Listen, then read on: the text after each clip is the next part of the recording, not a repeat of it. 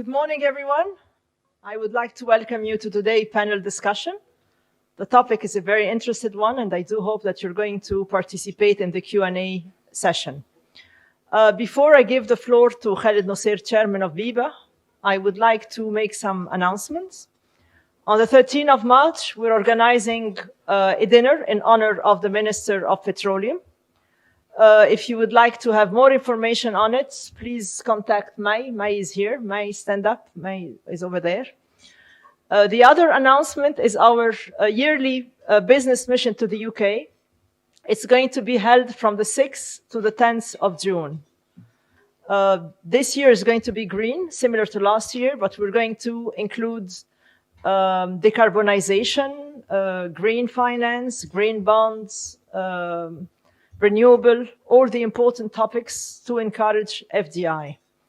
For more information, contact Inji and Nagar. She's wearing blue over there. So thank you for attending. And I would like to give the floor to Khaled Nosser, who's going to give the welcoming remarks. Thank you. Ladies and gentlemen, welcome to our breakfast panel discussion today. It's my pleasure to introduce to you our distinguished guest, Mr. Hussam Heba, who's been newly appointed head of the GAFI. Quite a challenging position at very challenging times. We're all here very eager to hear what he has to say and what the whole panel has to say, and to see how we can all cooperate together and pushing his agenda forward, and to really assist and work together as one team to promote investment in Egypt and solve any problems or hurdles that we might be facing. Mr. Heba, of course, is an experienced investment banker and direct investment professional with I will not say how many years experience, but he's been having also management experience in setting up, managing, negotiating, and enhancing direct investments in more than 15 different sectors and industries with international practices and experiences. He has assumed various roles in high-profile companies and institutions such as Egypt Kuwait Holding Company, Belton Private Equity. He was also director chairman in several boards of companies like the Post Investments, Holdi Pharma, and El Nasr Chemical Pharmaceutical Industries, etc. The list goes on. I'd like also to recognize and thank our panel members who will be joining Mr. Heba, Abdallah Al-Ibyari and Ahmed Raouf, Wael Ziada, and Magd Azzuddin, and of course Karim Hilal, who's been also changing his, getting more and more involved in the investment circles in Egypt. I'd like to recognize our sponsors, our main sponsor Sanofi Egypt, and our event partners Banque du Caire, GlaxoSmithKline, Swiss Canal Bank, Tatweer Masr, and Vodafone. Without further ado, I'll give the floor to Mr. Heba for his keynote address, and then we follow by the panel discussion. Thank you. Good morning, everyone. First of all, thank you very much for inviting me, and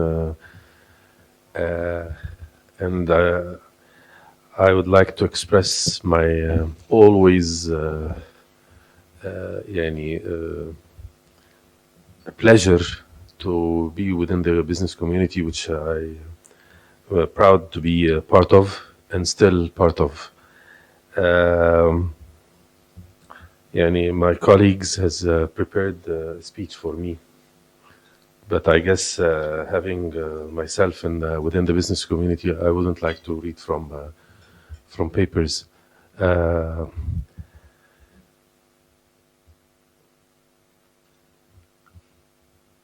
the position, يعني first of all, I would like to tell you the position that I'm in and how I perceive it, rather than how you perceive it. This position is quite an interesting one. It has all what it takes to facelift the investment arena of Egypt. And this is a fact of life. But does it really do this? Yeah? It used to, yes, definitely. Currently, it's needed. It's a must to do this. This is what interested me in this position. Yeah? I'm not a government guy. I'm not a routine guy. I have an issue with living in routine life. I always have this issue with my family. I'm not consistent in my routine. Having myself in an office that's full of routine gets me irritated, yeah, at the end of the day. But the first thing I did is to start breaking this routine somehow. I have my colleagues, and I think they suffer from this, yeah, somehow. I work Fridays and Saturdays. I work late till the 12 o'clock in the midnight.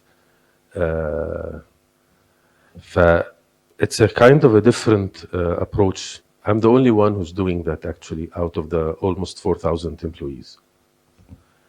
But I'm trying to drag them with me, hopefully. In order to do this, I need support. Lots of it. Okay? And in order to get the support, I need to convince you to get the support. In order to convince you, I will always try to communicate with you, to tell you what is really happening and where are we heading to. And what we're heading to is very promising, actually. It is completely, for me at least, yeah, it's completely unlike what we're seeing. We have challenges, definitely, and huge ones. But the potential is humongous. And the only persons that can unleash this potential is us, not anyone else. The good thing is that the leadership of the country wants to unleash this potential and diligently wants to unleash this potential. And I think this is all what it takes to really do it.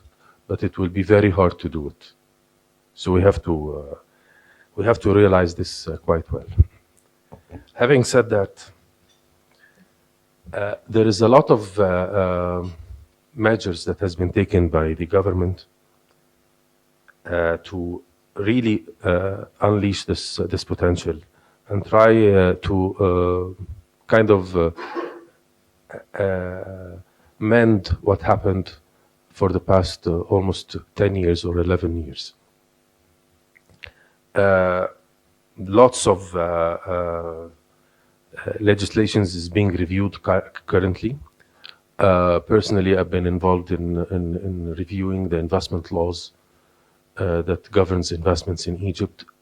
There is lots of contradictions between some laws, lots of impediments that was created or were created for the past 10 years. And we're trying to resolve these issues diligently. The position we're taking as GAFI is to do it right at the end of the day. Yeah, we don't want to fix short-term hiccups, but we rather do it structurally right. And there is a very good will for that perspective. Yeah. If I were trying to amend this, the investment law, personally, I'm actually going to propose a completely new law with only 3 pages. And when I said that, I was kind of trying to, I prepared my resignation when I proposed this. Yeah. And surprisingly to me, it was very well received. they said, please do this. We want to investigate this, and I have this from the cabinet, from His Excellency the Prime Minister. He said propose something, and some of the Parliament members as well. So we're looking into this. Actually, I didn't start, but I'm looking for who's going to help me out in this. Once we decide, I will embark on this, inshallah, early next month. The second thing we're looking at is the engagement of the private sector and in the decision making and paving the way and setting the roadmap to achieve the objectives we want. I invite BEBA to join this this path or this journey we're going to embark on. The way I did it is I'm forming a forum of from the business community, all the business associations to be involved in and be members in, to have two objectives. One is to look into the current challenges and set a package of solutions which we already know. We know the challenge and we know the solution. We just need to just press the button, as I always say. So we need to do this, but we need to do it in a practical way, not by simply importing an idea from outside and trying to apply it as is. We have to customize it to our position and to our current environment. The second objective of this forum is to promote Egypt. And my idea of promoting Egypt is that the private sector should lead the promotion. The government is not the best promoter for its own economy. So we need to develop this through the forum. Our role as GAFI is to be an enabler and executing whatever recommendations will come out of this forum. And this forum should not be one-time forum. It should be continuing on forever, actually. This is my aspiration here. So we're trying to see the mechanism of how we can do this in a sustainable way and embark on this private-public business dialogue to be consistent and permanent. This is what I'm trying to do in this regard. There is also one good thing about the investment reforms that's being done currently, the state ownership document. This is very important, and I invite you and encourage you and to really look into it and have maybe events on it if you didn't already. This is very important to know about because it paves the way for the private sector. It governs the participation of the private sector and the government at the same time.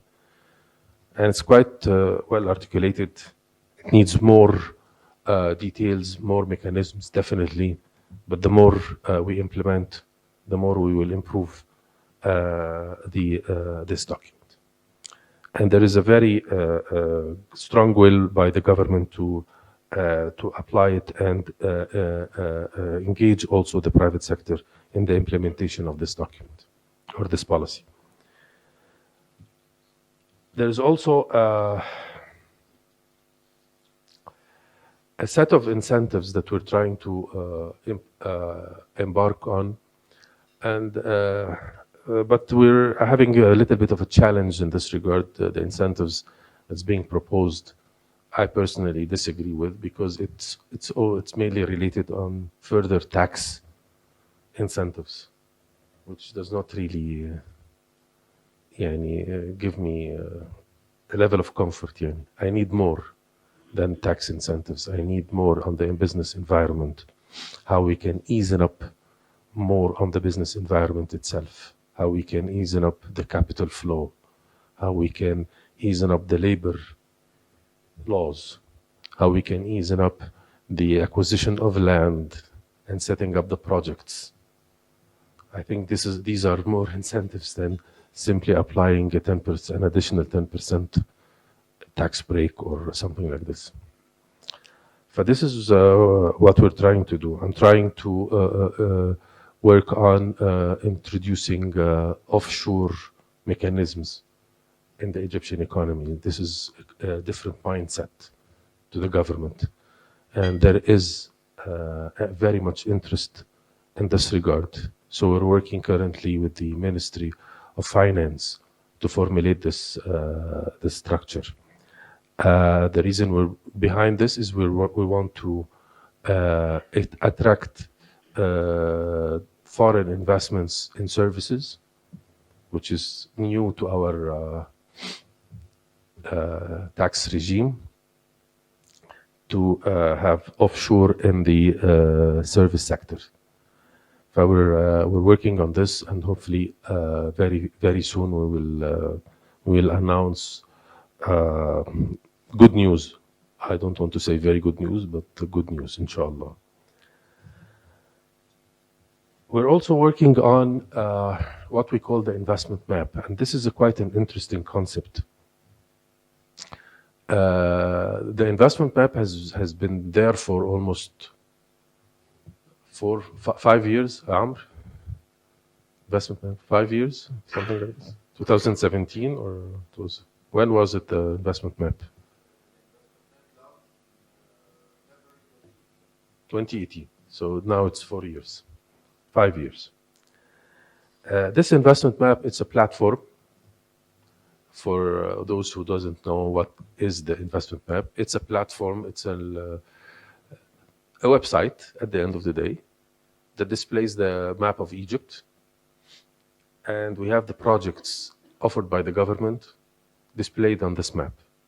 So if you simply click on a project that is pinned in Tanta, for example, it will open up the project and the details of the project. And if you want to apply for this project, you simply fill in an online application, and it goes to the designated government body that offers this project, and you get contacted with to get this project.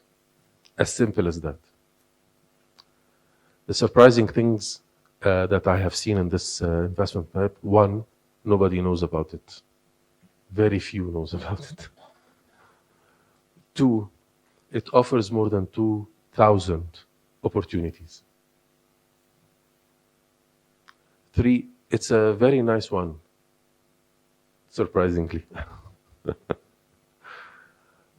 I thought of, okay, let's market this investment map. But before we do this, I want to make its third version. So we're upgrading it right now.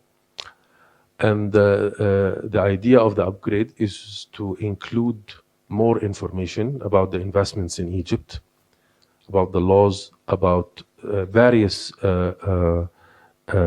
data, economic indicators, and so on. And we will also invite the private sector to display its projects through this map. You will pay for that.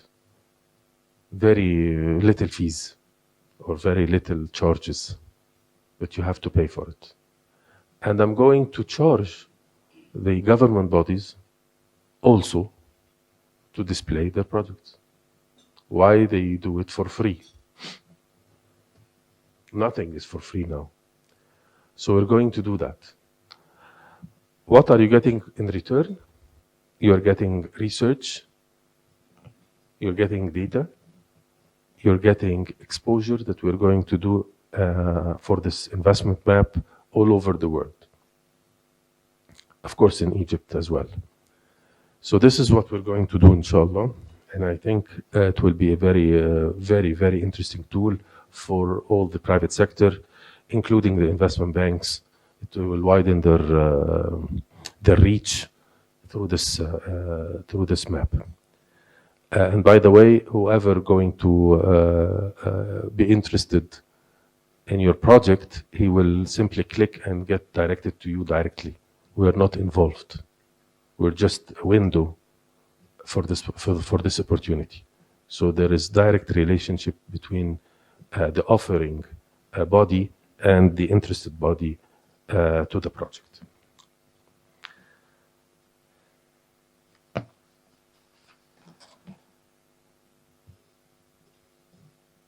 Worth mentioning now is what are we doing in terms of, as a government, in terms of the dollar, which is the hot issue now. The issue of the dollar now is being dealt with by the central bank in a very structured and I see Ghada here, so I'm not going to talk about the central bank. But rather, what they're doing right now is to really structure. Oh, خلاص ولا إيه? Oh, okay. Sorry. I have old news, يعني. Anyhow, the central bank is trying to put mechanisms for the foreign exchange pricing and availability of the dollar in a market mechanisms way, which is very good to have, and I see it a completely different mindset from the traditional conservative regime of the Central Bank of Egypt, by of course applying the dynamic pricing mechanism, and by introducing and promoting derivatives and options on the Egyptian pound, and also allowing the commercial banks to avail their dollar outside the central bank. I think these three mechanisms or three steps that has been taken, it's quite interesting to see. For me, it shows a different mindset on how we're managing the monetary policy. And of course, the results of these steps are not going to be realized in the very short term, but we will definitely see that in the coming very few months. And I think it will be positively reflected. Another thing I want to share with you is that the statistics shows, which comes from us as GAFI as well as with the central bank, that the FDIs for Egypt during the fiscal year 21-22 has exceeded the $11 billion. That's a big number for us. Surprisingly, because lots of people may not know this number yet. But we had almost a net of almost 2 point something capital outflow from the oil sector. So actually the net inflow of FDIs during the last fiscal year was almost $9 billion, which is still high compared to last year, 2021. It was almost $6 billion. So we kind of increased by almost half, or 50%. That shows that there is attractiveness to the market, given during this period there was actually little measurement were taken to enhance the investment climate of Egypt. So what if we're going to enhance this investment climate as we are doing currently this year? So we think we should be working diligently for next year's FDI, and we should target more than this by almost 50%, an additional 50%. So we want to reach $15 billion at least. Can we do that?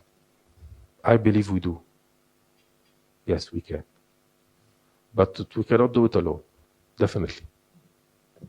We can try to enhance the investment climate as fast as we can. And there is a target for that within this year, inshallah. So the rest will lie on the private sector. and rely on how we embark on this dialogue and make it very fast so that we can start working on attracting this $15 billion. Egypt is open for almost all sectors, with a focus of main 6 sectors, which is the energy, as in green energy, and traditional energy, of course, as well as in industry. And we have embarked on the automobile industry, and we have concluded the automobile strategy, in the automobile industry strategy. And there has been a higher council has been formed for the automobile industry, where we have the government and the manufacturers in this business, in this industry, including its feeding industry, is represented in this council. And there is a support fund has been created by the Ministry of Finance to support this industry as well. And there is a lot of demand to enter the Egyptian market for the automobile industry at large, including electric vehicles with all its types and kinds. Karim was just telling me how did it go in Hungary. Had a visit to Hungary, and we are having a couple of companies, large companies from the Hungarian market, actually nearshoring to us, relocating their factories to Egypt with a total investment of more than $300 million. They are going to relocate their factories, and they are going themselves as owners to relocate and live in Egypt, actually. And we were discussing with them where to live. They were telling me, should we live in Zamalek, or we live in Maadi, or do you propose elsewhere? So I told them, no, go to New Cairo, because I live there.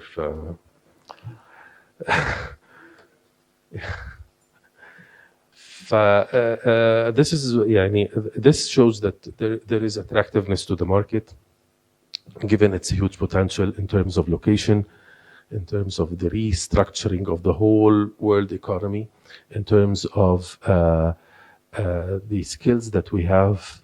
Yes, we do have skills. This is not my saying, this is the manufacturers coming from abroad saying.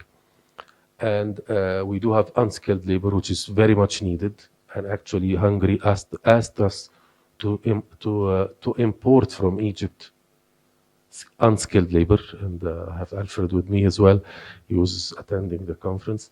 And the government actually is working with us, with the Egyptian government, to set the mechanism for exporting Egyptian labor to Hungary. So at the end of the day, there is demand, and there is very high demand. The Chinese government is working diligently to increase their FDI here in Egypt. I had the pleasure to meet the Chinese ambassador yesterday with the EBA, and we were discussing how we can target a certain percentage of the total Chinese FDIs, which is exceeding $160 billion last year. So I was hoping for attracting 10% of that. And he was telling me, well, we can think of 5% of that. So we're trying to negotiating something in between. And this is another dimension that we really need to look at. And from here at BEBA, I would love to target the same with the UK. We need to do that. We need to target certain amounts rather than just go and come to Egypt. No, we need to put KPIs. We need to put KPIs on the amount of FDIs coming in. We need to put KPIs on the type of industries and type of companies we're looking at. So this will pave the way for much better results, to be much more focused and have a certain target to reach. I don't want to take much of your time, but I have other points to discuss, but I will skip lots of them at the end of the day.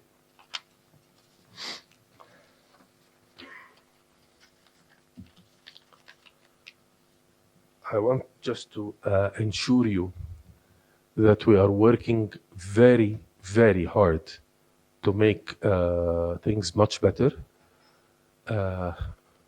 We are going, inshallah, by April to embark on digitally incorporating companies. We're about to finalize the project towards the end of next month. And we will do some initial testing in April, early April, and maybe by mid-April or maybe late April, we will start the activating the service where you can incorporate the company fully digitally, and all the governance such as the board resolutions, AGM resolutions will be done completely digital. You don't need to send anything to Gafi, just simply send it by email or through the application, and it will be done. And I urge you all to, whoever did not activate his electronic signature, please do that. Come to us and we will do it the same day, because we do this. This is one thing that I think will help a lot in easing doing business. Lastly, what we're doing right now in conflict resolution, which is a very important issue. We have 3 different islands to solve conflicts between investors and conflicts between investor and the government. We have 3 islands, one in Gafi, one in the Prime Minister's office, and another one on a ministerial committee led by the Minister of Justice. Gafi is the secretariat of the 3 islands. So I thought of why not build a small bridge between these islands and make it one island where you start with Gafi and you may end up at the ministerial committee, or may not, if we can resolve it at Gafi level. So this is what we're working on, and we have put a workflow for that, and we have put time frame so that by the end, if your issue is so complicated that needs the interference of a ministerial committee, that its resolution is like a court resolution, implementable and executable to all government bodies, it should not take more than 4 months. Your issue should not take more than 4 months. Currently, we have issues that we are discussing created in 1998. The issue started in 1998 and was resolved last week. This is happening. يعني الحمد لله he's still living يعني he's a very well-known figure and a very dear friend as well.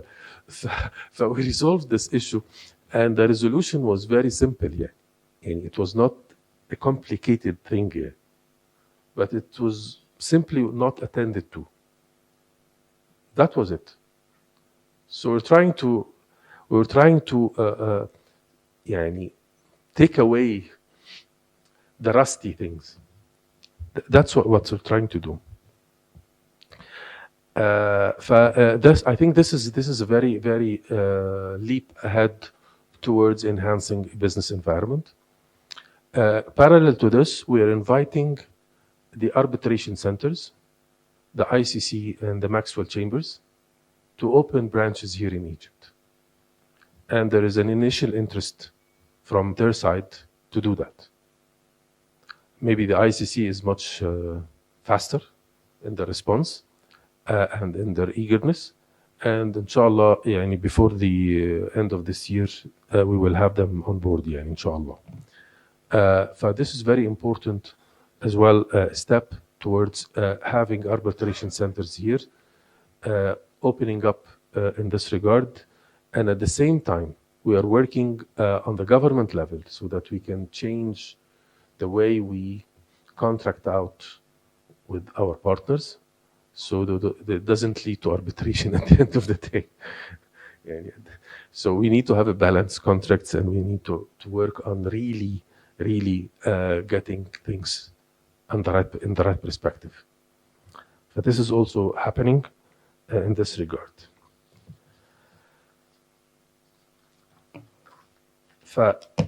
I hope what I said is gives a little bit of comfort, because lots of people telling me, how are you holding on? I'm simply saying I'm very positive, and I see a lot of potential.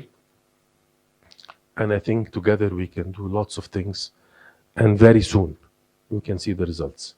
But we have to work as a team, and we have to, as Khaled was saying, and we have to look into the future in a much different way than we're doing it right now. Thank you very much.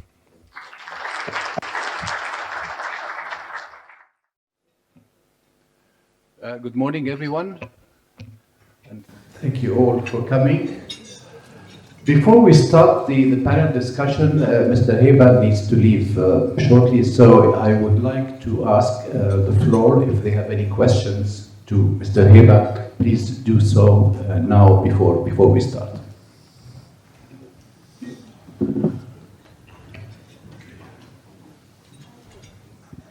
My name is Inji Rasek. I'm a lawyer, partner in an international law firm, and a board member of BEBA. I have, since I'm practicing, I'm practicing as a corporate lawyer and M&A, so we actually tackle a lot of the problems and like a lot of issues in terms of the investments and impediments to investments and the complaints also by the investors. So I have, of course, the first question I would like to ask, and I know it's a very critical question, the security clearance issue, which is actually delaying. It's really a major issue, and of course we are not asking that it would be cancelled or anything, but is there any way that the authorities would expedite the process? Because to be honest, there are companies which are waiting, like for more than 8 or 9 months or 12 months, and if you want investors to come to Egypt, it cannot be that we ask them to wait that longer. This is just, it's irrational. So I think this is an issue which must be addressed immediately, and there must be a way where they can at least make an interim, or at least there will be a timeline, for getting these approvals, because I personally think that this is really a major obstacle for the time being. And also in terms of the processing of the work permits and the residence permits of the board members and managers, who come, and they are, we're talking about big companies, nationalities which are like Germans and Europeans, where there are not really, normally red flags, and they're all from very big companies. Yeah. So still they have to wait for 7 or 8 months, which is also a bit difficult to at least explain to them. Yeah. So this, in my point of view, is a very critical point, which needs to be addressed, if possible, immediately.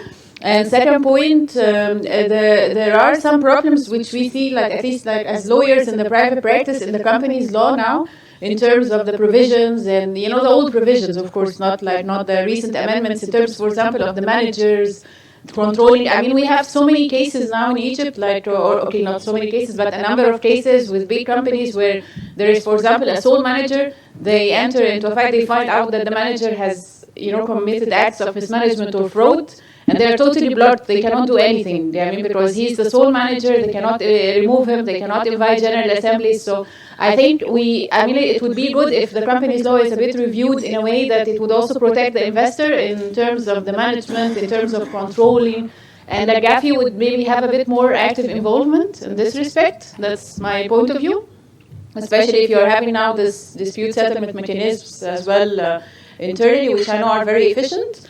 And the third point is like this. Only this. No, I'm just. I'm being abusive.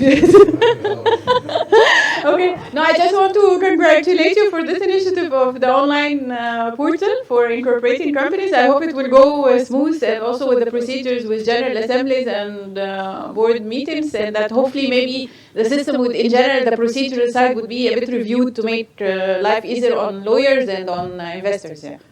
Thank you. Before you answer, if we take one more question, so you can answer all together. Maggie, you had a question, and the lady over there, please. Thank you very much for accepting our invitation today. Mr. Heba, you have a big challenge on your new position. We all wish you all success. I have two questions for you.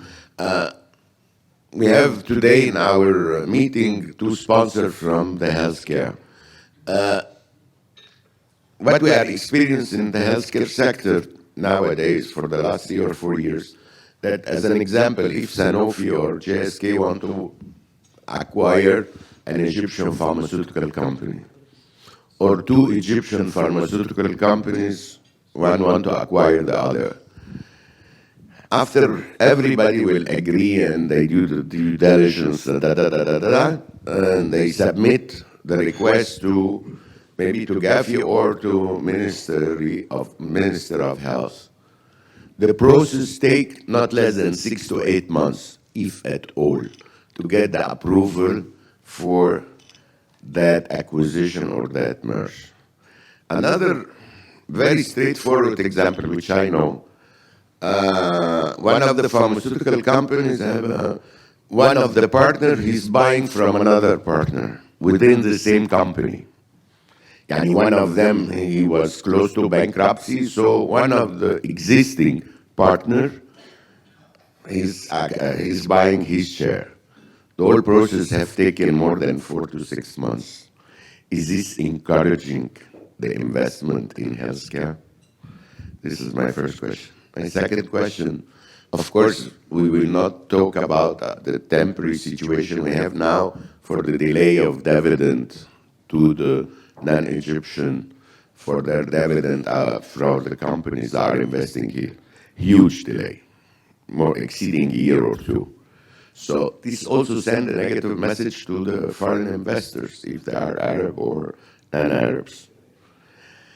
There is an idea out of the box that the mapping of investment in Egypt, and or if I look to it from a wider angle, why don't you fight to get an exemption that whoever starts a new investment in Egypt, especially foreign investment, that they give him an exemption of tax for on the import tax for his production lines, tax from the revenue, etc., tax exemption for, let's say, 5 years or 10 years. This you will get a quick win if you succeed to get this.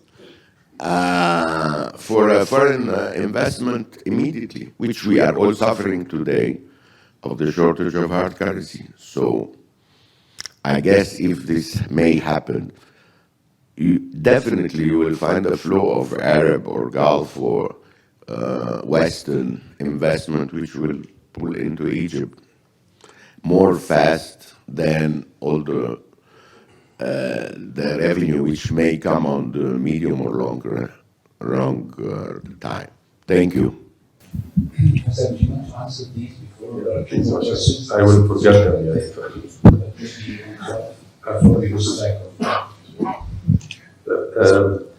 Concerning the security approvals, which will have partially answers Dr. Magid's question about the M&As, because the 6 months period we're experiencing is actually the process itself doesn't take more than a week. If you look at the process itself, it doesn't take more than a week. As a process. The process is taking more than 6 months. Yeah. No, the process actually takes 1 week. This is the process. Okay. But there is delay in implementation of the process.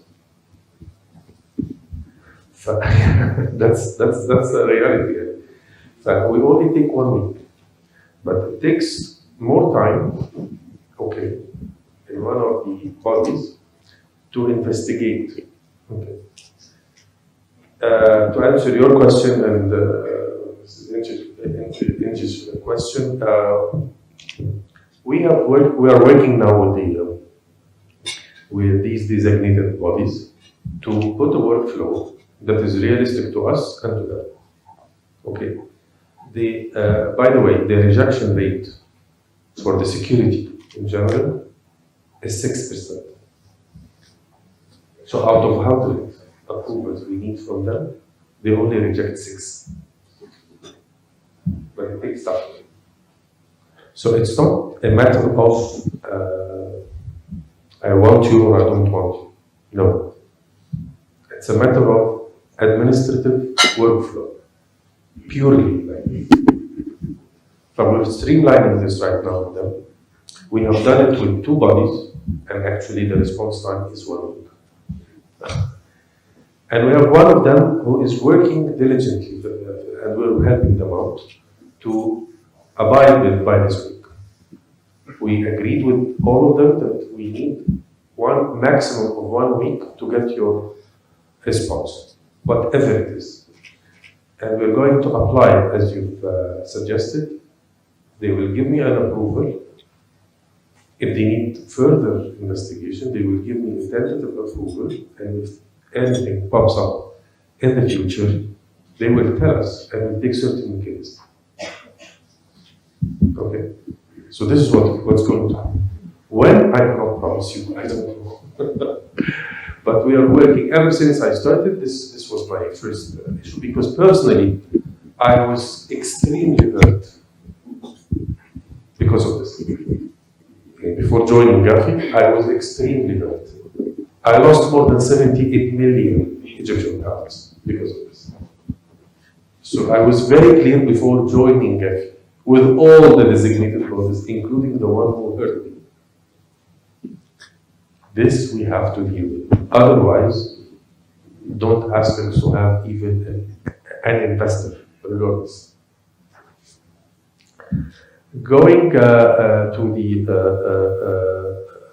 the second point, if you have an issue, you can come to Gafi and we will investigate this issue for you. Because we do have an inspection committee that goes in and investigates if the manager has a problem or not. And we are dealing with this. And we have lots of issues in this regard. Okay. So there is a mechanism already, maybe you're not aware of, but there is a mechanism for that. But don't worry about this. M&As, we have discussed it with the Ministry of Health, and we are setting now a sort of committee between us, FRA, and the Health Department, as well as the حماية المنافسة, the Anti-Competition Authority, Antitrust, to govern this, and we have proposed the process for that for the cabinet to approve, so that we don't, and we put a certain period of time where we must have the approvals within this period of time. So it's a kind of an SLA between these bodies together, so that we implement within a certain period of time, okay, including what I said about the security clearance in this regard. I hope by next month this will be on the light here. Thank you. I think we have I think 2 more questions. The lady, and then here.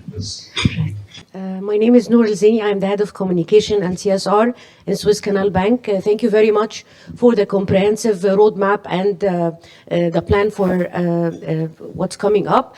The investment map, how can banks support this?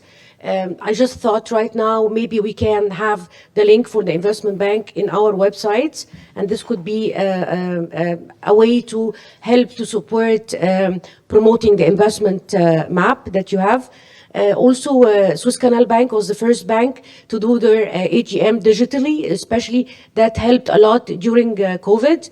And thank you very much. And also, I'd like to thank the GAFI for continuously educating the business community. As we speak now, there is a session in GAFI that explaining laws regarding the NGOs and so on. So my team in CSR, they're already participating in this. So thank you very much. And how can also we be part of the forum that you've mentioned? This is a really good idea to have all stakeholders in one place, and we can work together, banks, companies, and NGOs, and everyone else. Thank you very much. Thank you so much, Mr. Hassam, for all the insights you provide. My name is Mohannad Khaled. I'm the managing partner of BDO in Egypt and also a board member of BEBA. Of course, Hassam is a dear friend, and I know he's always open to the new ideas. I was extremely pleased to hear that there is a revisit to the investment law. However, I'm always a believer in no need for reinventing wheels. I think we all recall that we had an excellent investment law back that has been issued in 1997, law number 8 for 1997. And I think we can all recall the success stories that this law has brought on ground. I know there's always this resistance to the tax exemption idea. However, let's make it clear to everyone, even to the treasurer, the Ministry of Finance. When we say a tax exemption, we only actually exempt the investor from one type of tax. But it does please the investor, which is a corporate tax. So even if the investor comes in and doesn't generate profits, he still pays taxes or attracts taxes in a way or another, whether it's through VAT, salary tax, stamp tax, you name it. So it is an idea that had succeeded in the past, and I don't think it's a bad idea to go back and have a look into that. So the law has been there, the law is there. It has changed in 2017, I think, the latest law. So why not go back and revisit a law that has succeeded? That's number one. On the tax matter, I know it's not directly related to the investment authority, but as you always say, you are representing the investors before other governmental bodies. Unfortunately, we're failing to attract group structures into Egypt. And one of the main factors affecting that is the double taxation of dividends. And if you look to other countries, what they do with group structures, they actually provide what is called group taxation, so that you can actually offset some of your profits against your losses within the same group. And this is just to create a bigger economic sort of forum from bigger groups. So if that's something that you can be discussing on our behalf with the Ministry of Finance, it will be great. Thank you so much. Let me reply to Mohammed and the question or a suggestion by Dr. Begit, which I did not reply to. They're both very good. The investment law already has an incentive. The current investment law has an incentive of 30 and 50% tax exemption, which is equivalent to 50% or 30% of the investment cost, with a maximum of 80% of your capital. This is an incentive, and it's there in the law. Is it applied? No. So I can add another tax exemption and another tax exemption, and it's not applied. What's the use of it? So first apply this, and that's my point of view. Apply it, and then let's talk. This is one. Two, as you correctly putting it, the double taxation, this is credit goes to the treasurer, Dr. Maid. He is proposing to lift this and change the law. It is under negotiation right now with the parliament, and we had the day before yesterday discussion about it. with the parliament members, and I think it will be brought up and approved very, very, very soon, and it will be very good. Okay, it will resolve this matter. Okay, because everybody thinks the same way. Why are we double taxing in this way? There is no benefit, and we're not actually getting something out of it.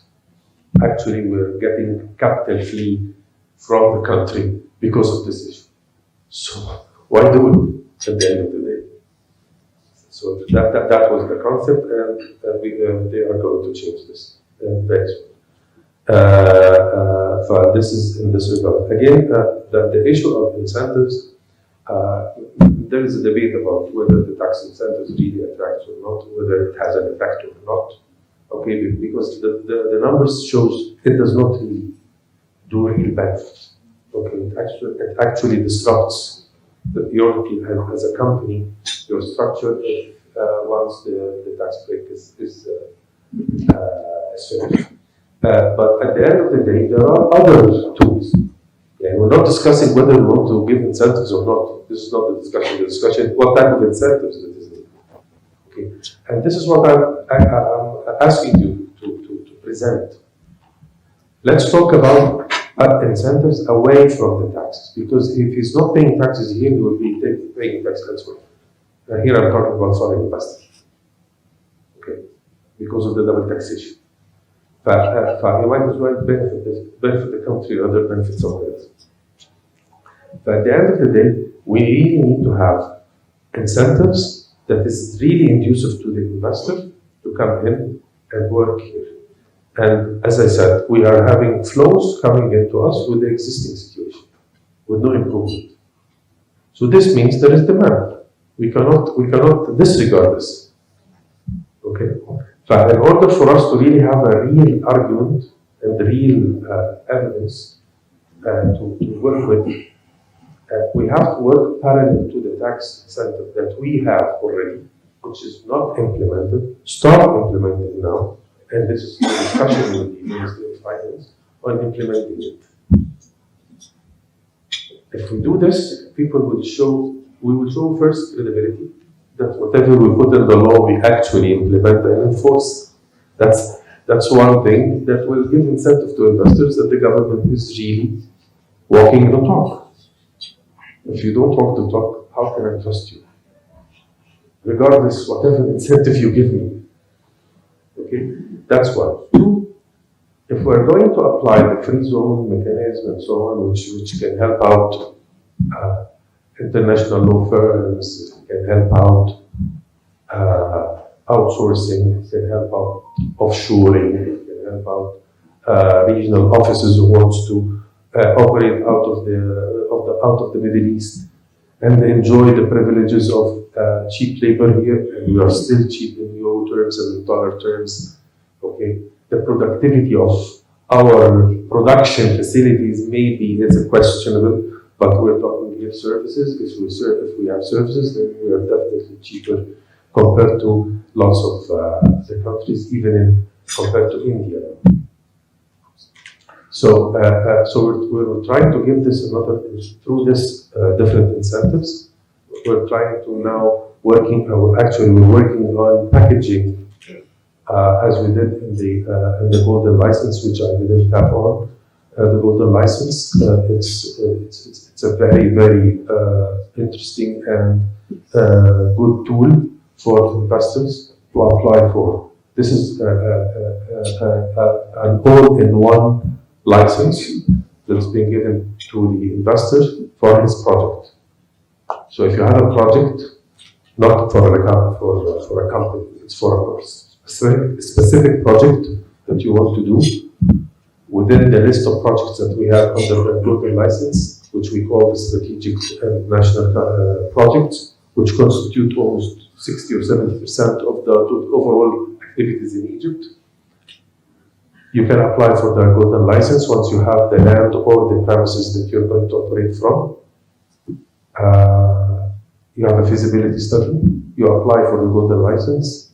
In maximum of 30 days, you get an all-in-one license that includes building license, environment license, civil protection license, any other licenses that you need to implement your project and execute your project is under this license.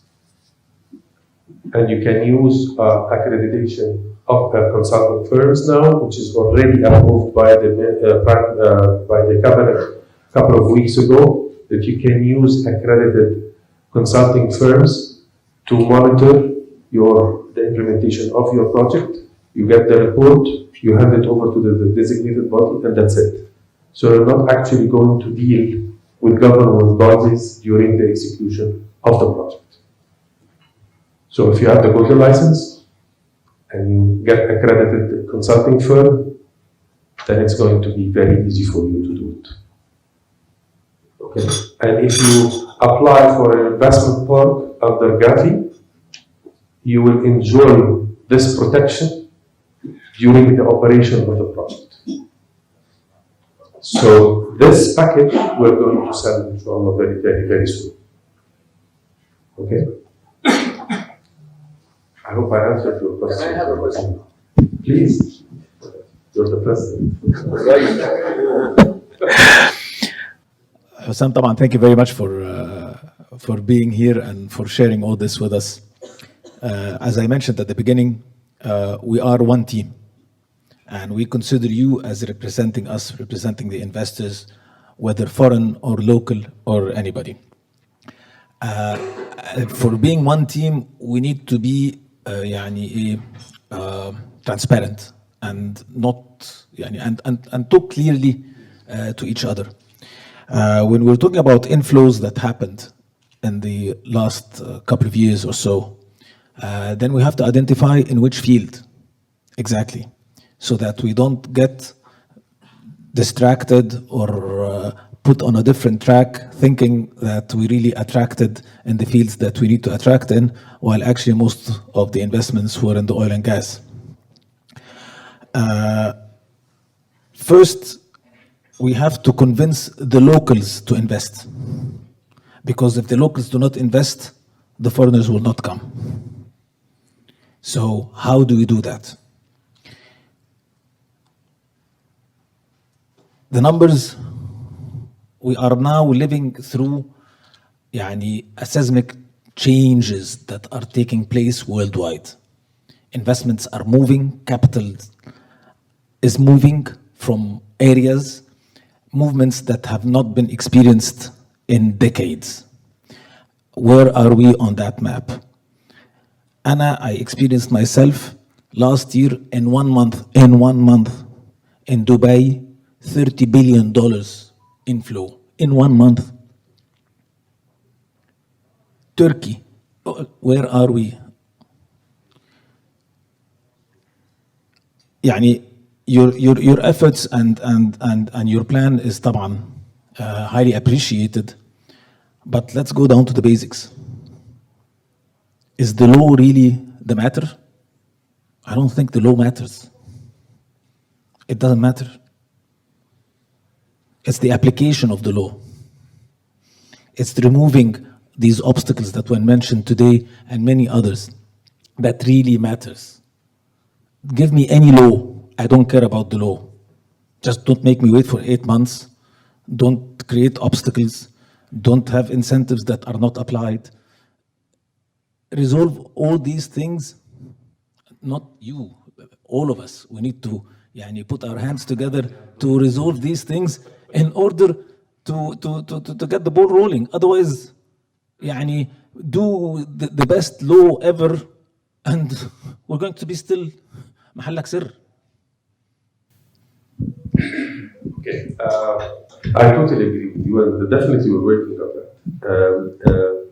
Changing the laws is not the issue, but when we have a law and you have another contradicting law, and you have another ministerial decree somewhere, and someone who's doing whatever they want to do, and it's actually against the laws that the same government is doing. So we're trying to solve this macaroni situation. Okay, the spaghetti situation we're trying to solve this right now.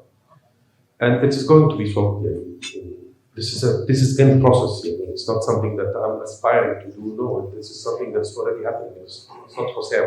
It's the government. Okay? It's the cabinet itself. So this is happening actually. Okay.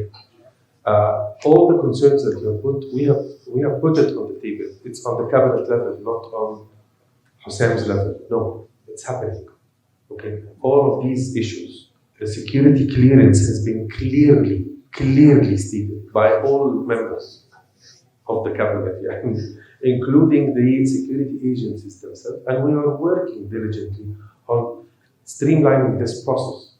Okay, and very soon you will find results in this respect. One major issue we have to consider, and by the way, the numbers I have given is not oil FDIs. We've excluded the oil. We just added the net outflow of the oil, in and out, and then we added to it. So actual FDIs coming from the non-oil sectors is almost $9 billion. Okay, so whether we debate it or not, or we're skeptical about it or not, but this is a fact of life, and this is coming from our side as Gafi and confirmed by the central bank. Yep. Others that got this in one. I understand, and we're not going to attract $30 million in one. Not today. So I'm not going to put myself in the circle. I'm not going to say, well, I get devastated because Dubai has been working 30 years, more than 30 years, to attract $30 billion in 1 month. But if we go back 30 years, when they attract $1 billion, they make yani festivals. Okay, so and this is normal. You have to build it up. Okay, where are we from the companies that exited the Ukraine and the Russians? Where are we when the Russians are moving out their operations to Turkey and to Dubai and feeding the world with their industries and so on? We are doing that right now. We were late. Yes, we are late. That's it. I cannot deny this. But what are we doing right now? We are attracting them. I personally got 2 delegations coming from 2 regions from Russia. One of them is the oil and gas region, and they want to set up shop here. 9 companies coming in to set up shop. For what? For Middle East, Europe, America, US, Africa. That's the focus. Okay. What are you offering us? That's their talk. And so on. Electric vehicles, electric boats coming in with $150 million. Electric boats for rivers, electric boats for sea, and so on. Very, very advanced technology. How are we packaging this? We're trying to package incentive schemes now to them so that when they come in, they feel that they are here to stay, and so on. Stabilizing the tax regime. This is a clear mandate now to the Ministry of Finance, and announcing it in a very clear way. Taking off lots of the things that has been accumulated over the past 4 or 5 years. They're doing this right now, so that we clear it up at the end of the day. But this is happening right now. Okay? The results, I hope it will be coming up within the coming month or so. And there is a target that lots of the cleanup should be done before the end of this fiscal year. And the Parliament is working diligently to adjust any laws, to introduce new laws that are needed, and so on. The idea of forming a new law is that we get inspired with the previous law. And once and for all, we have issues with companies that were applied, that were incorporated under the previous law, and their time has ended. So we have to extend the time on which type of law. The previous one, which is cancelled, or the new law, which has a different set of incentives that will affect the economics of the project. So what are we going to do? And this is a fixed situation. And we want as a government to resolve this matter. But how are we going to do that? You see? And we're trying to work this in innovative ways to overcome such a situation until we permanently fix this thing. And that's why we were saying we introduce a law that will act and include all of the incentives of all of the previous laws, including the existing one. So by this, you're not losing anything. You see, and then and so on and so on. One last thing, because I didn't answer your question. Definitely, you're more than welcome to get invited to the investment program. We will come back to you once the third version is done, which should be next month, inshallah. Second thing is that the banks are already involved in the forum that we're forming through the bank union. Hamad Bil Itribi is represented in his capacity as Rais Ittihad al-Bank. It's already the banks is represented. We cannot invite all the banks in this regard. We're trying to make the forum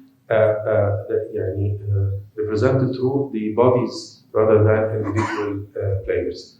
And we are only adding some of the large corporations of Egypt to be involved in the forum, simply because one of the themes that we want to promote through our promotional plan is to promote the idea of the story of Egypt. I understand the negativity, I understand the problems, I understand the challenges, but this is not what was our situation 100 years ago. We have companies that's more than 100 years old, be it Egyptian or non-Egyptian. And they have made lots of successes, and we need to show people that if you come to Egypt, you can stay in Egypt. Yes. Okay. So part of this, we need to show the case of these large corporations, the Egyptian companies that has gone beyond the borders of Egypt, and so on. So you need to put. It's not everything that is dark and everything is disadvantageous. We have advantages as well. We have lots of good things to show, but we're not showing that. We're only showing what is bad. That clear, what is bad.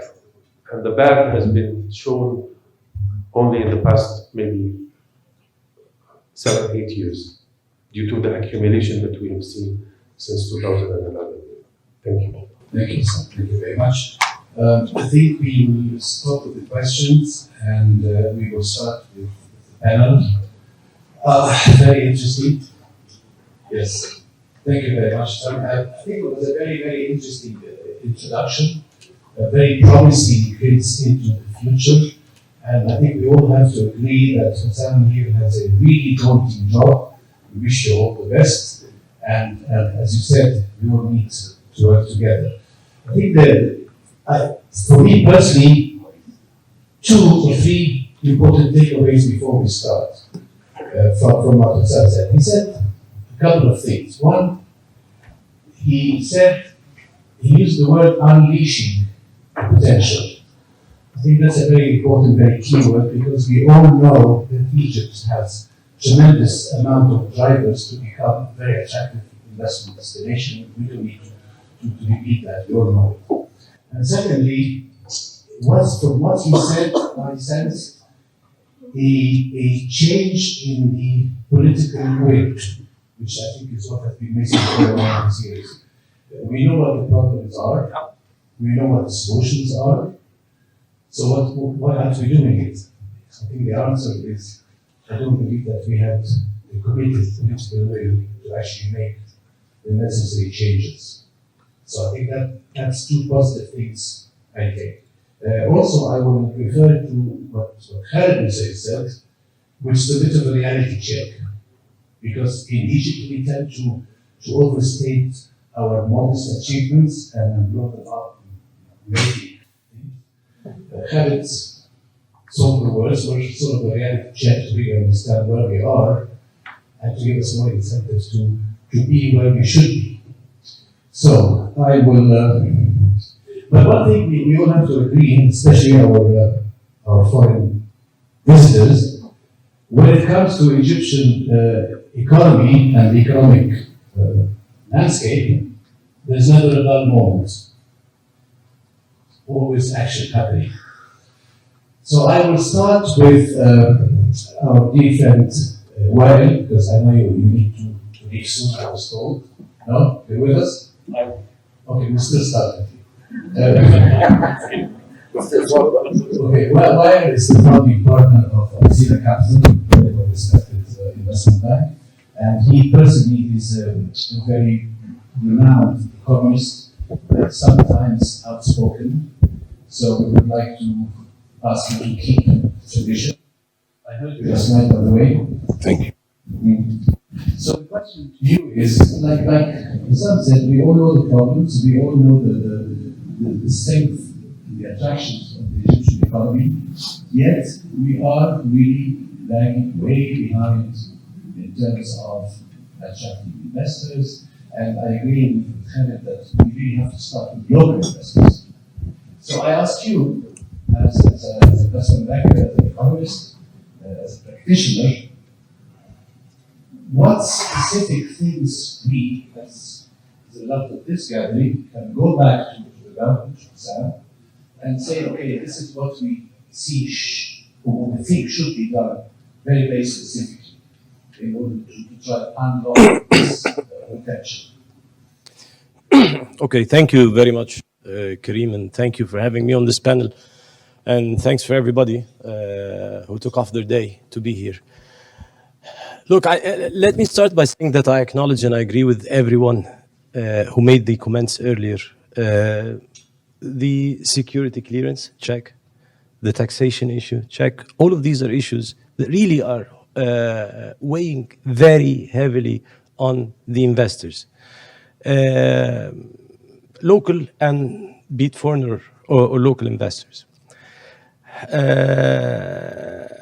I really sympathize with Hussam for his very challenging job over the coming period. It's really tough. There is a lot of heavy lifting to be done because he has the job, and unfortunately that post always gives him the job of unwinding problems that not necessarily are within his realm of control. Things that has to do with the taxation is definitely something that he has to keep on echoing to the minister. But again, what can you do when you have that very tight fiscal situation and you need to always bridge the gap? So that back and forth will always exist. But again, as you said, there is a lot of attractive things in the Egyptian economy that needs to be unleashed. But again, the situation over the last year has been very challenging from various aspects. We've never had the situation of having the currency sliding every few months like we've had in the past year. Previously, it was every years. But again, because of the situation that we are today from a fiscal limit standpoint, you're seeing this and you'll continue to see this, and this becomes another challenge that's added. And again, it's pretty much at a macro level, not at a single level.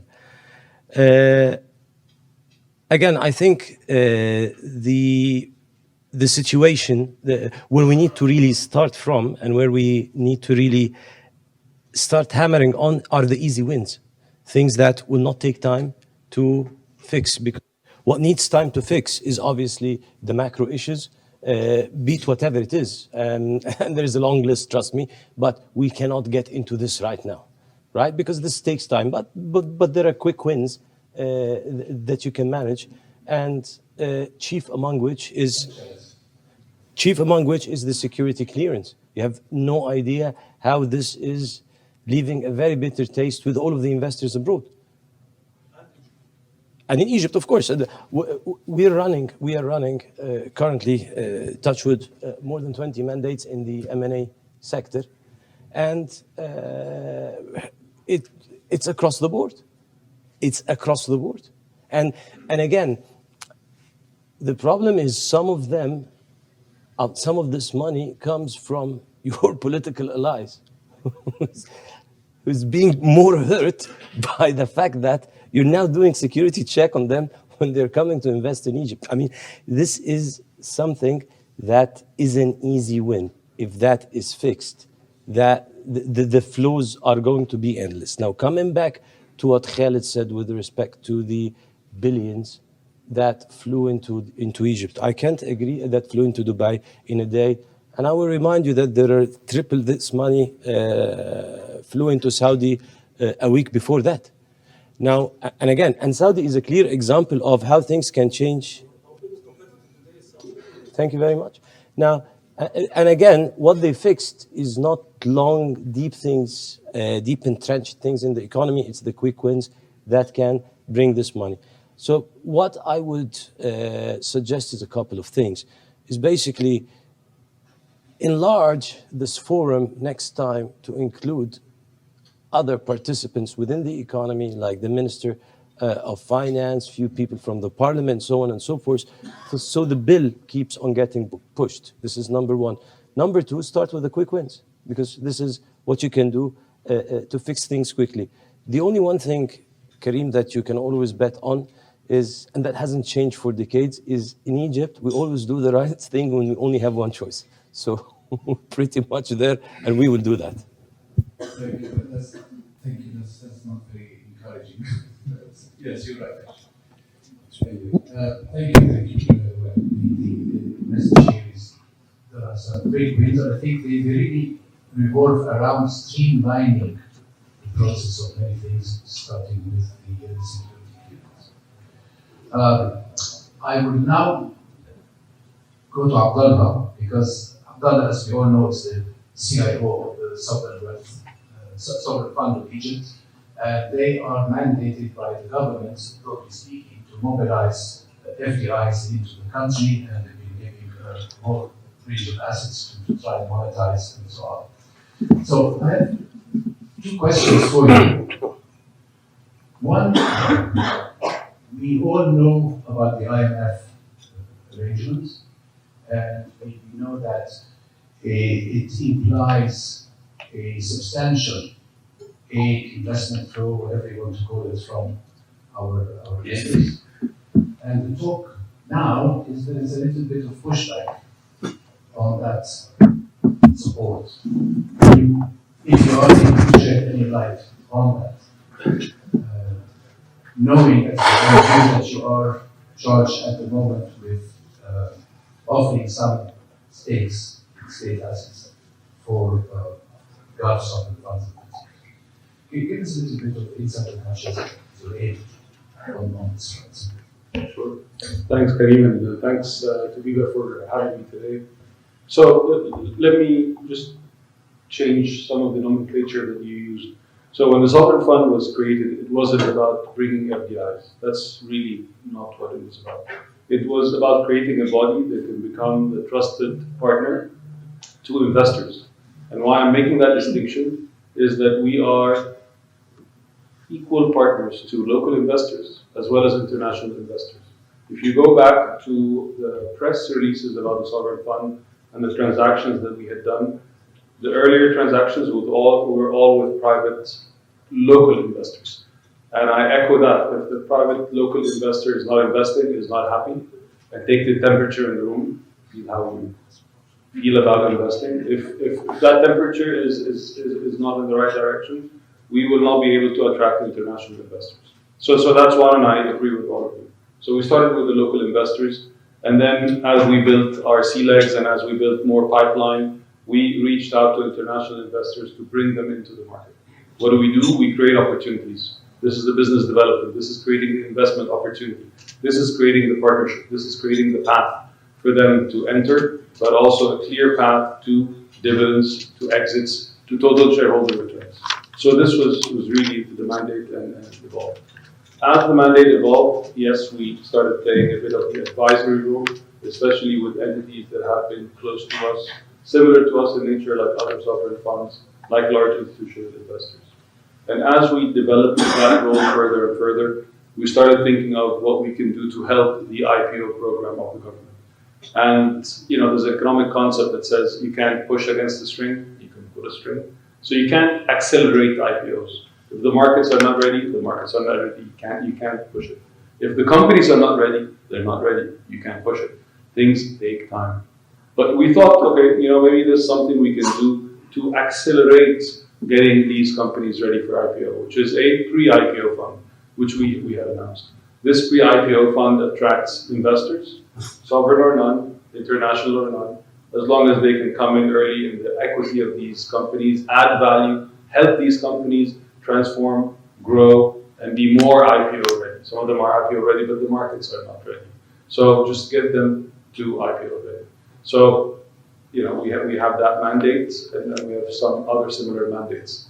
But the key objective of the Sovereign Fund of Egypt to be a private equity firm that partners with private investors, local and international.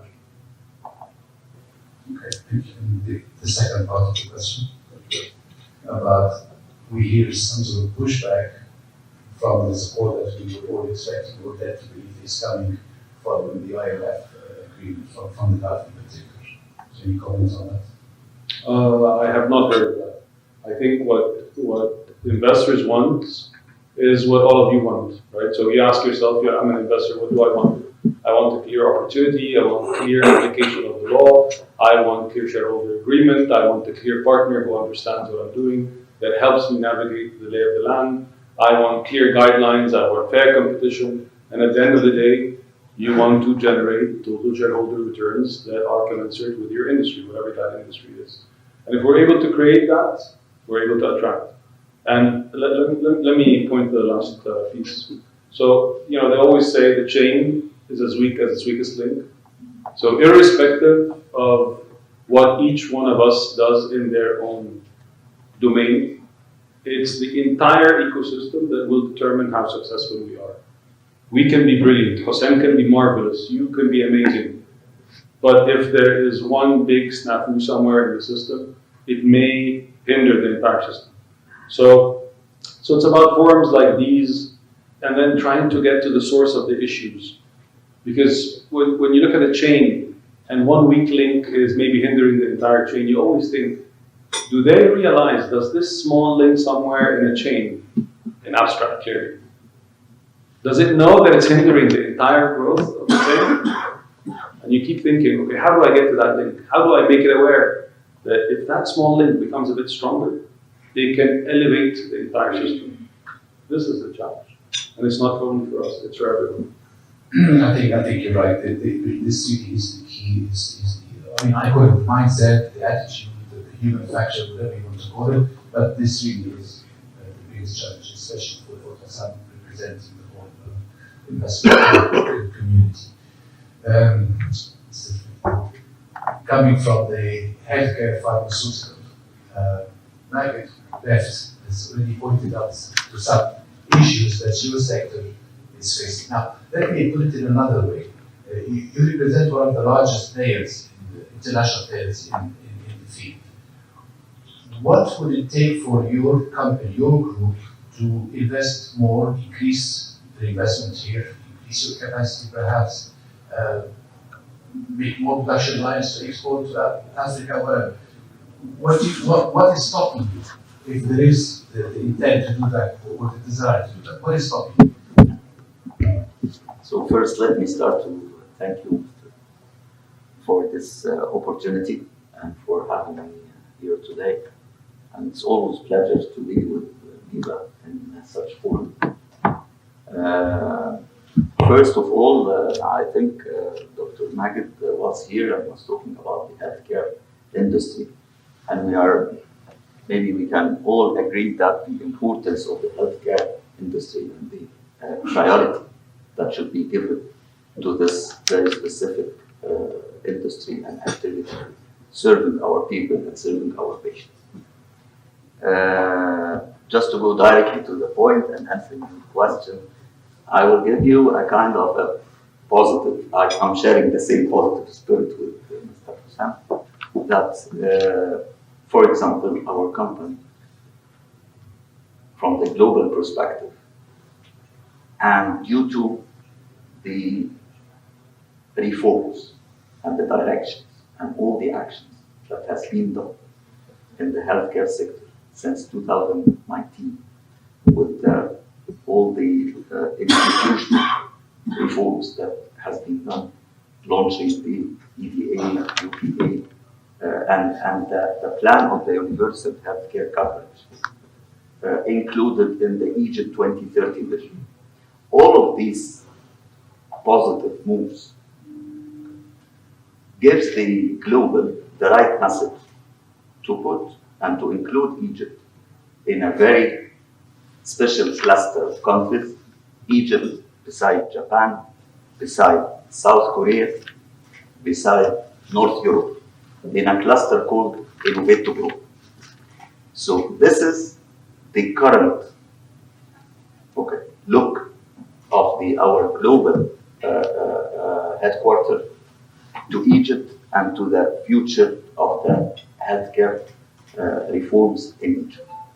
However, currently, of course, I will build on Mr. Wael's comment that we need to look at the quick win to keep this strong vision. The quick win currently, for example, in a very simple example, is the access to the foreign currency. We used to have this kind of priority from the banking system and from the central bank during the last 2 years for the pharmaceutical, for the health, and for the food, if I remember. However, currently we need to look at this priority again and regain this level of importance and the quick response to the requirement of all the manufacturing and production inputs in Egypt. The second thing, because for example in our company we have 77% of our products are already manufactured here in our American side. So the second thing is related to the midterm and the long-term vision. In the core of the priority that are coming now within the healthcare system, and I believe this is again back to Mr. Khaled Koman, that we are in a competition with all the region and all the countries around us. Saudi, Algeria, Gulf, everybody is looking now for the localization. Okay. So having this kind of strong systems, facilitation, and a strong vision for the future, and the incentives that can be done for the foreign investors to go and to implement this plan and to partner even with our local partners to perform on these plans and to give this priority to the localization of our innovative medicine in Egypt is a kind of, let's say, a confirmatory message that should go to our headquarters to keep Egypt considered within the innovation and the growth and the opportunity land within the region. Thank you. That's encouraging. Sarcasm. Thank you. You work a lot with investors, local and foreign, particularly foreign, wanting to transact, you're head of the transaction team, M&A, acquisitions, and so on.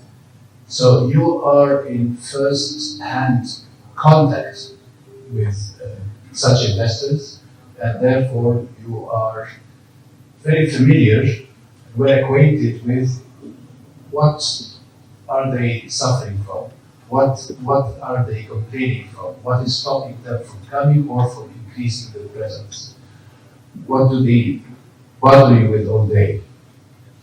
Give us like a quick overview, because at the end of the day, remember, at the end of the day, what we want to come out of here is to go back to Gavi with let's say, a white paper from people with very specific recommendations, very specific, nothing generic, very specific. So you're in a very good position tell us a little bit about what you see. Right. Thank you very much, Karim, for the interesting question. It's a pleasure to be with distinguished panelists and, of course, Hassan Hira. He's a dear friend. You asked an interesting question, but before I answer that, just look at the title of the panel. It's an interesting one. It says opportunities and how to navigate economic challenges, right? The economic challenges, I think the government did, if I'm not mistaken, 4 major economic conferences, right? On over a span of 40 years. So it started 82, 96, if I'm not mistaken, 2015, and then 2022. I attended 2, the others I was still much younger. And the economic challenges, surprisingly, and that's the Prime Minister himself put the issues, and it's the same. It's the same. 40 years later, it's the same. We're talking about the population growth, talking about how to create jobs for them, how you produce more than you consume, you import more than you export. It's the same. And how to create, the healthcare system, how to educate them, and so on and so forth. There are solutions, and before we beat ourselves that, I don't think it's that negative. I like to be positive, and I think there has been a number of achievements that we should be proud of. For example, and I'll get to your question. For example, it's a country that has consistent GDP growth, even during the pandemic. Look at the rest of the world; they were all red. Egypt and maybe China and other countries with only positive GDP growth. So that's good. I mean, we can discuss where the GDP growth comes from, as in public versus private sector. There was stability in terms of security. So Hassan is talking about the FDI. They will never come if you're not stable at home, right? Let alone what happens in the factories. And we've experienced this post the revolution. And of course, there will not be any tourism, right? They will not come if you don't have energy. We used to literally unplug factories to light houses so that they don't go on the states. You have this, and you're doing the digital transformation, which we need more of. Back to my day-to-day job. So I deal with investors, and investors being strategic or financial, they think more or less the same. They either, when they think of coming to Egypt, they either build or buy. And it's the same thought process, right? They look at business plans. So one of the first challenges I would say, if you agree with me, is that when you do business plan, it's normally 5 years. Reality is you don't have the visibility for 5 months, and the laws keep changing, right? So you need stability, you need predictability. You don't need surprises. You need businessmen or CEOs to go to their office and work on improving their business, not firefight problems that are outside of their own control, right? So that's investors don't need the surprises; they want stability. The other thing is that, which is the elephant in the room, and Hassan mentioned it, the foreign currency, right? This is not a new story. It used to come every decade, the devaluation. I won't say flotation because you float once, but the devaluation used to happen every decade. If you look at the statistics, I'm not an economist, but it used to happen every 10 years. Now it's happening every few months, right? Which is kind of worrying. And it's 101 economics. So demand and supply of foreign currency. Where do you get the foreign currency?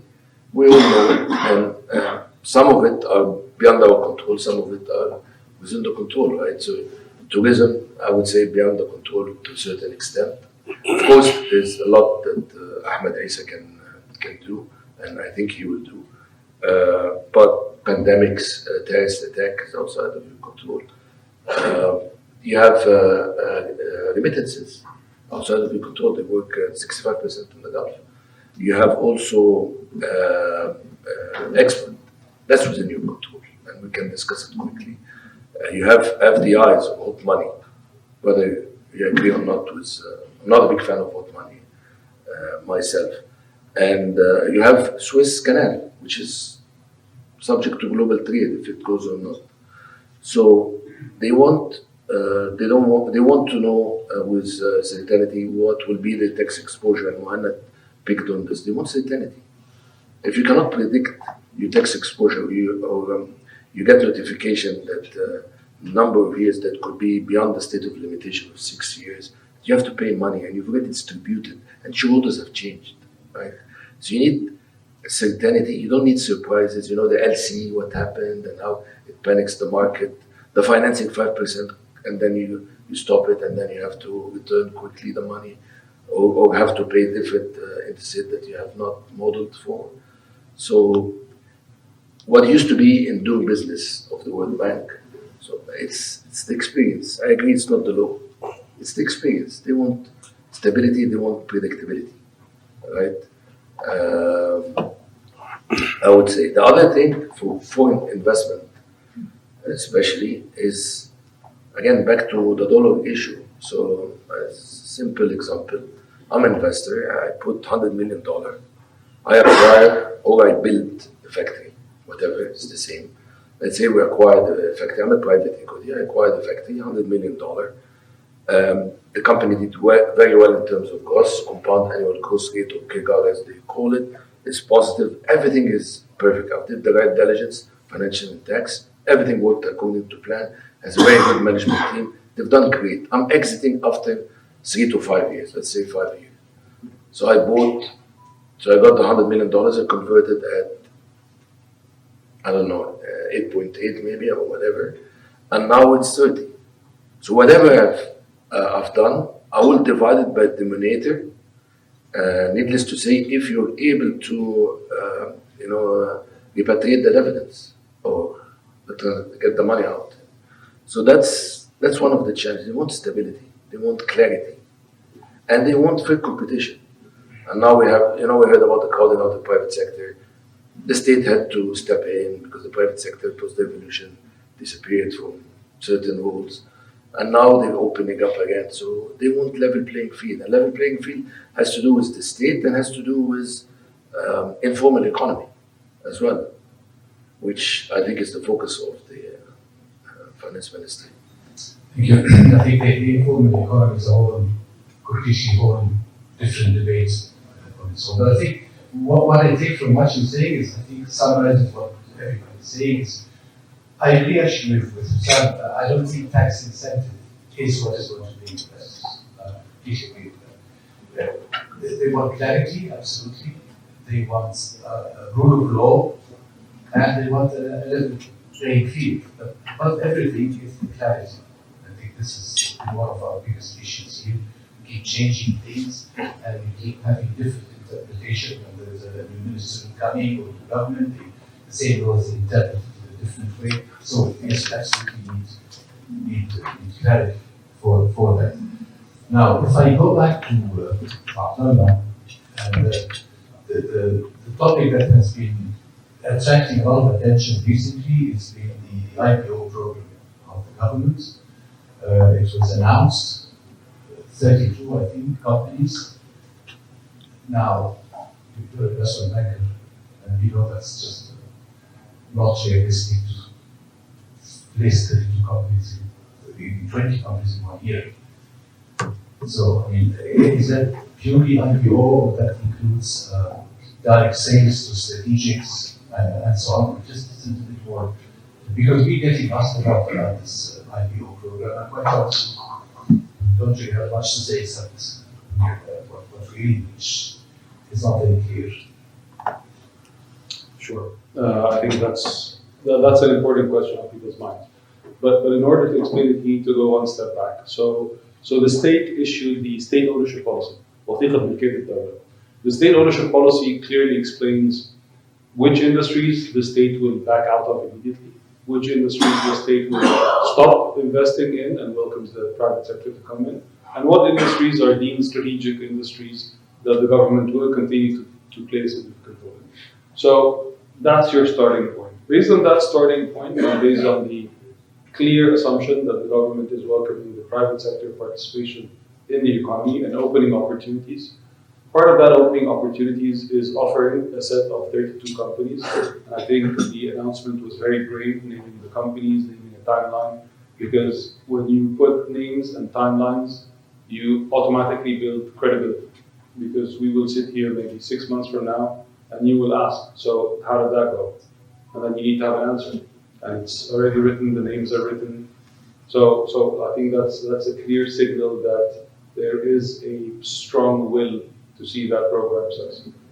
Now, let's move on to the second part of the question, which is, can the market absorb all that in IPO? And the question, or the answer is, it's not about IPO. It's about expanding the shareholder base of these companies. You can expand shareholder base by doing capital increases to private companies, by getting a strategic investor on a pre-IPO basis, or a cornerstone investor, or a private placement. You can call it whatever you want. The most important thing is to have private sector participation for growth. And since you're all industry leaders, I see a lot of bankers, a lot of investors, a lot of lawyers, a lot of accountants. So you represent the investment community in Egypt. And you have a role to play, which is to relay the message. And part of that message is it's not about selling. Okay? Forget about that. It's not about selling. It's about growth. So when you think of examples of companies that maybe some of the sovereign wealth funds had transacted on recently, you will find, and if you follow one of the biggest companies, they acquired a cornerstone stake in. That company later on, a few months later, announced that the first international market for their expansion is the market of that sovereign wealth fund. And you can draw the dots, right? You can't enter such a large market unless you are chaperoned by a strong investor. Great, you have that. What does that give you? It gives you growth. I'll give you another very simple example. The Sovereign Fund of Egypt and EFG Hermes, we've acquired a majority of what used to be a public sector bank called Arab Investment Company. This is a great case in point. This bank and everything I'm telling you is publicly available, so if you Google it, you'll get to that. You'll get the same message. We acquired a bank that was capitalized at 1.8 billion pounds, loss-making. We acquired it via capital increase. We took the capital from 1.8 billion to 5 billion. Okay? I see many Egyptians here, clearly. So if you think about it from a nationalistic standpoint, what do the Egyptian people own? Previously, they owned 100% of a bank capitalized at 1.8 billion, loss-making. Fast forward, capital increase with EFG coming in at 51%, the sovereign coming in at 25%, and all of a sudden the Egyptian people, represented in two entities, the Sovereign Fund of Egypt and the existing or the previous entity, now own 49%, but of a bank capitalized at 5 billion pounds, profit making. Okay? This, you need to crystallize the concept of growth. It's about growth, it's about inclusion, it's about involvement, it's about growing the pie for everyone. It's not about the same pie transferring hands from public to private. It's about growing the pie. And I think this is very important. You may hear negative media reports about it, but this is how you should explain it.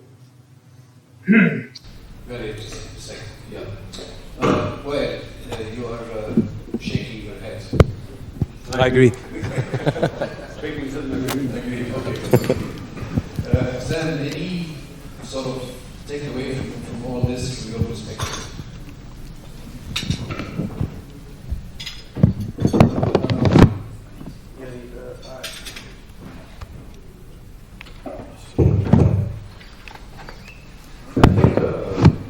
From what I've heard, and yes, as Abdullah was pointing out, the heat. I've seen this heat before in several meetings, but you're the least heat, actually, which is very encouraging for me.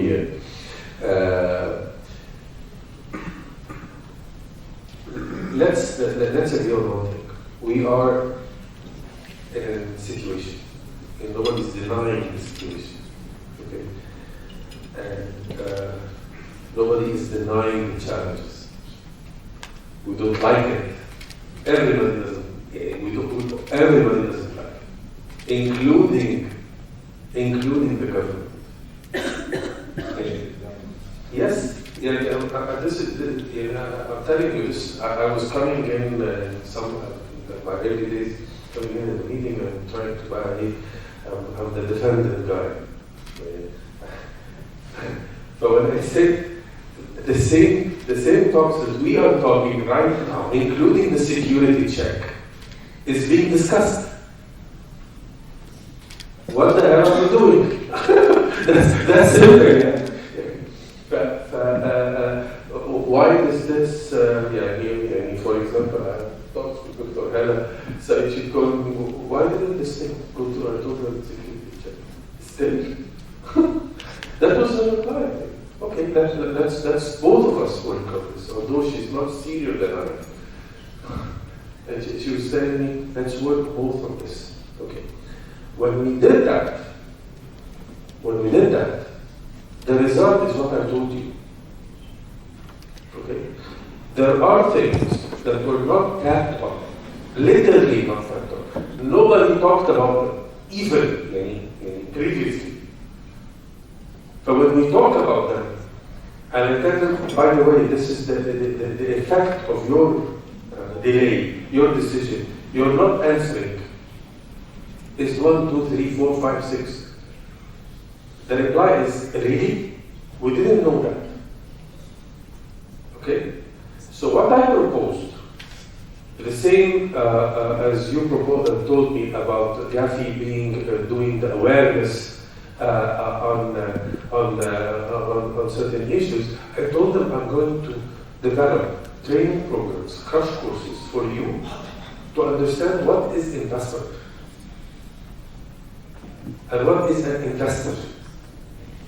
And they were very much welcoming this. They said, please do this. Okay? And I told them about the idea diploma that we're doing, and I told them that I'm going to ask the AUC, who's doing for us this diploma, to make a miniature crash course for that with the help of BEBA to do this. So that you understand what is private equity, what is investments, what is direct investments, and what does an investor definition is. Okay? And this is across the board. And here I'm not talking about the cabinet members, but I'm talking about their employees. When I talk to the governors, they are asking me now, as Gafi, to make feasibility studies for their projects, identify their investment opportunities for them. They don't know. They don't have the capacity to do that. Okay? When I told them about the implication about the fees that they simply wake up in the morning and put it, what is the implication? And here I'm talking about the implication on the investor and on them legally. They are subject to getting sued. Why? Because they are actually violating the law. And when I showed them this, they said we didn't know that. And we have to work diligently, quickly, to make things right. This is the situation. So if you tell me, have a quick win, I'm sorry. What that quick win you want? Just tell me, point out, I don't have dollars. Period. How did we live before? I'm sorry to say this, and I know I'm on air, and this is when I close my position. We were begging. Previously. That was the bridging of the gap, correct?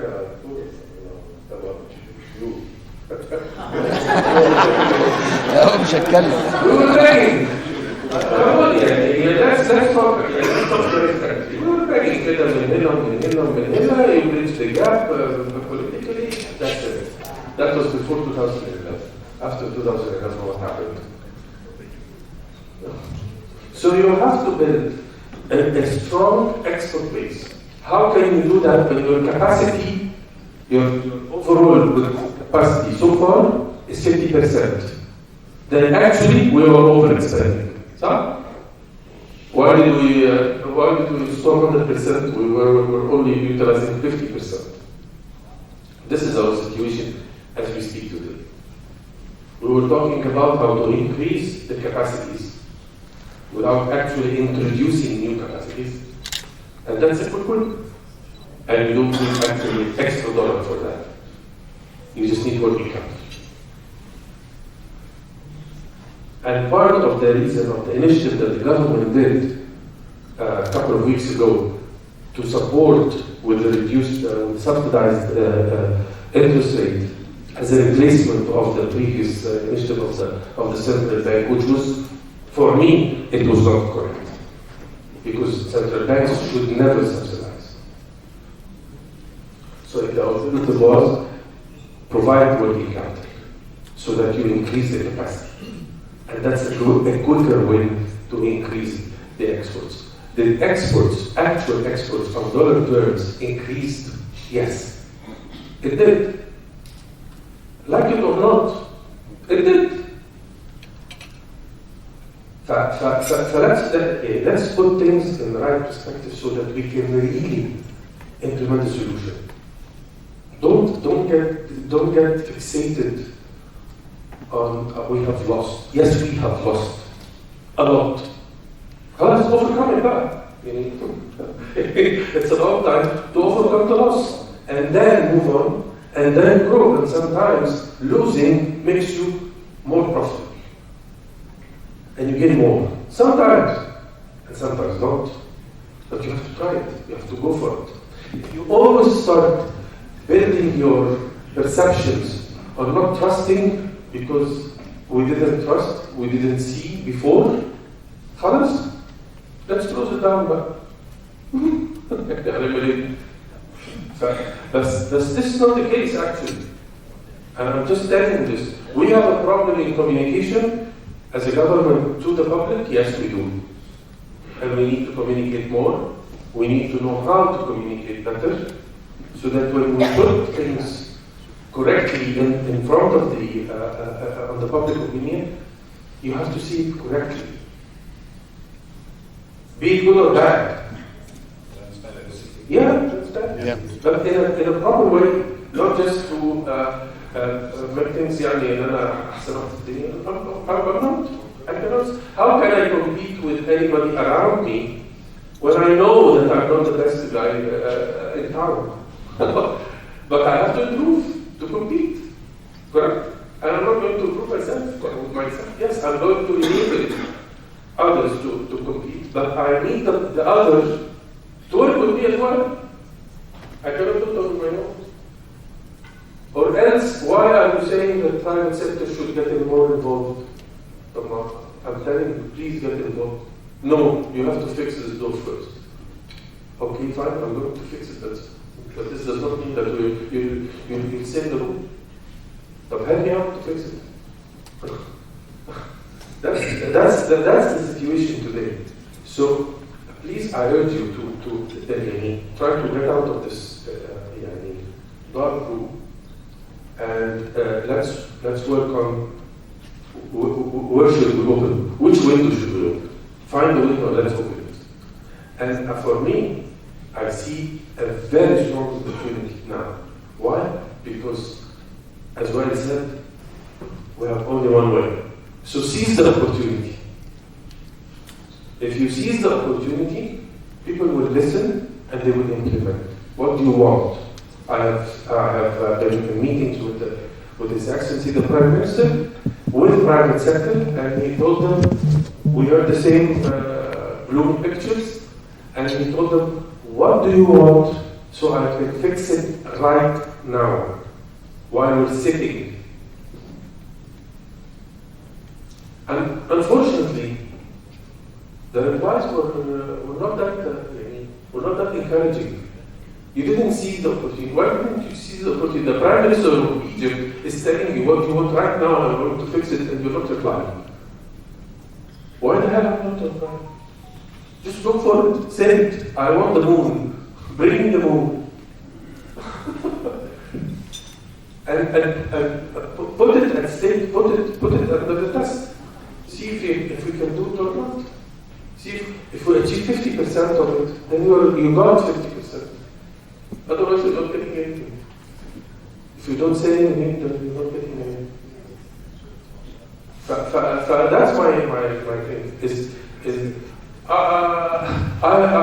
term is 1 year, and I don't think I'm going to renew it. Okay? Not the way you're going. خلاص. فseize the opportunity. If we can do something, fine. If we cannot do something, at least, as I always say, على رأي كابتن جوهري خلف شرف المحاضرة. Otherwise, go to somewhere else. يعني هعمل ايه؟ بس هو at the end of the day, there are challenges. And by the way, if you think you have challenges, look at the startups. Or most of the FDIs coming from the startups. They're facing hell. Why? Because nobody knows يعني startups. I'm talking about the lower level of development. We're trying to incubate them now. And when we talk and we try to solve a little bit, they come back and they say, I decided not to move to Saudi Arabia. Why? I got to say this. Why are you not going to Saudi Arabia? You should go to Saudi Arabia. But don't close it. If you go to Saudi Arabia, you're expanding, you're growing. And I'm going to support you. And I went to the Prime Minister and I told him I want to set up shop in Saudi Arabia to incubate our startups in Saudi Arabia. And he said yes. And do it with who? With Saudi.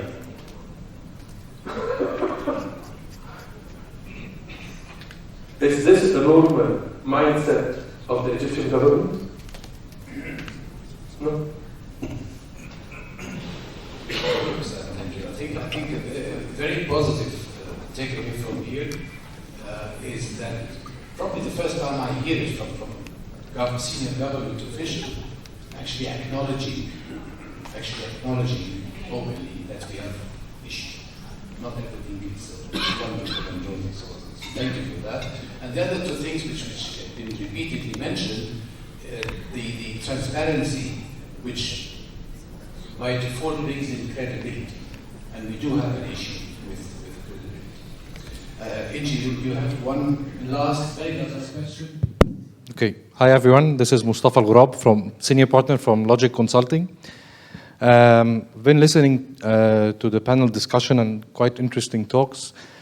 I'm building on what Abdullah mentioned on the weakest link, and there are fundamental or change needs to happen on that link or this piece of the ring. But my question is, we work between Egypt and KSA, and a lot of the investors that are looking here even seeing the difficulties and the challenges. And if you want to go back to the stories of Vietnam or India in the services business, there are still challenges with going and investing there. But people will always see Egypt as the mine of the resources. I mean, the regional area around us can see that more. Here we are in BEBA, we're speaking about the UK side as well. So how we are able to have this strong proposition about these resources that we are having here in the country, that people can really perceive that value. And we want to really have that kind of a communication strategy, how we can advertise on such things, how people can really perceive that. I mean, it's still spoken in meetings and stuff. Yes, we want to go to Egypt because of the resources. We've seen that in the technology industry, in the startups and the likes. But how that can be on the overall comprehensive landscape can be seen. And we are having that proposition that will still have the challenges elsewhere in the ring. We are working on our processes, we're working on our approvals, on the security clearance and that, but still we have that kind of gold mine that we can help investors to grab on. That's the question. I think, like Hassan mentioned, he already mentioned that a key part of his mandate is to improve the frequency and the quality and transparency of communication. And I think it means communication with all stakeholders inside and outside, and more particularly within the government itself. Well, I think we have taken a lot of your time, everybody's time, so thank you very, very much. And a big thank you to Hassan and to our panelists.